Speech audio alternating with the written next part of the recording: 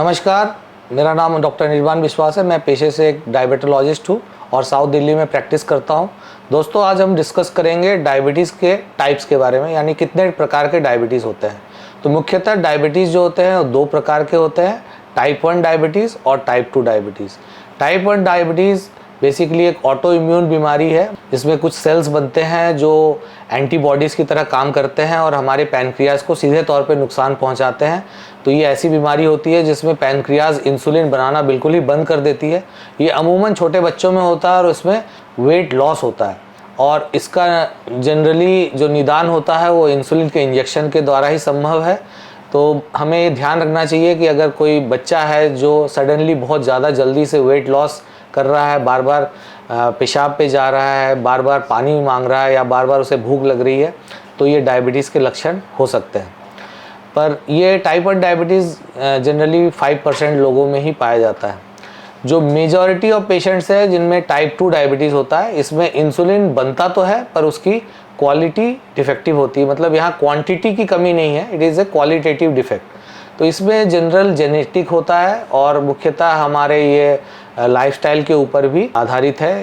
तो इसमें basically insulin resistance होता है, मतलब इंसुलिन बनता है पर वो फंक्शनल नहीं होता है, तो उसकी क्वालिटी में डिफेक्ट होता है।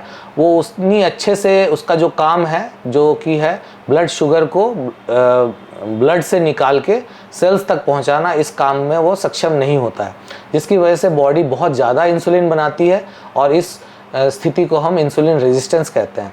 ये ज़्यादातर लोगों में होता है और ये एडल्ट एज में होता है। अमूमन 30-40 की उम्र में ये लक्षण दिखाई देते हैं। इसमें वेट घटता नहीं बल्कि बढ़ता है, क्योंकि ज़्यादा इंसुलिन होने से बॉडी का वेट बढ़ता है। इसका निदान में इंसुलिन की ज़रूरत नहीं पड़ती है। साधारणतः हम डायबिटीज़ की ओरल टैबलेट्स या गोलियां जो होती है उनसे इसका निदान कर सकते हैं। इसी का एक टाइप होता है जिसे हम जेस्टेशनल डायबिटीज़ या गर्भवती महिलाओं को होने वाला डायबिटीज़ भी कहते हैं। ये मुख्यतः प्रेग्नेंट लेडीज़ में होता है और करीब 2% लेडीज़ जो प्रेग्नेंट है उन्हें ये हो सकता है। इसका कारण बहुत ज़्यादा क्लियर नहीं है, बट फिर भी इसमें इंसुलिन रेजिस्टेंस होता है।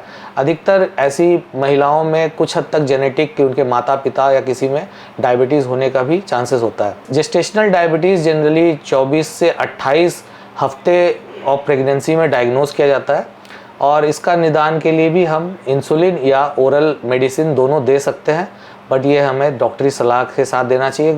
इसके साथ ही एक चौथा टाइप का डायबिटीज़ है जिसे हम प्री डायबिटीज़ कहते हैं। तो इसमें प्री डायबिटीज़ में हमें डायबिटीज़ अभी डेवलप नहीं हुआ है, लेकिन आगे हो सकता है हमें डायबिटीज़ हो जाए। तो डायबिटीज़ में मेनली 2 तरह के टेस्ट होते हैं, एक फास्टिंग ग्लूकोज और एक खाने के 2 घंटे खाने के बाद का ग्लूकोज, जिसे हम पीपी ग्लूकोज बोलते हैं, पीपी ब्लड शुगर। तो प्री डायबिटीज़ में दोनों ही नहीं बढ़े होते हैं, कोई एक बढ़ा हुआ होता है, जो ये इंडिकेट करता है कि आगे आने वाले समय में इस बंदे को डायबिटीज़ हो सकता है। तो प्री डायबिटीज़ रिवर्स किया जा सकता है, जिसके लिए हमें अपने डॉक्टरी सलाह से और हमारे लाइफस्टाइल में परिवर्तन करना चाहिए। आशा है आपको ये वीडियो पसंद आया होगा। अगले वीडियो में हम डायबिटीज़ के कॉम्प्लिकेशंस के बारे में या उससे क्या गंभीर समस्याएं हो सकती है इसके बारे में डिस्कस करेंगे। धन्यवाद।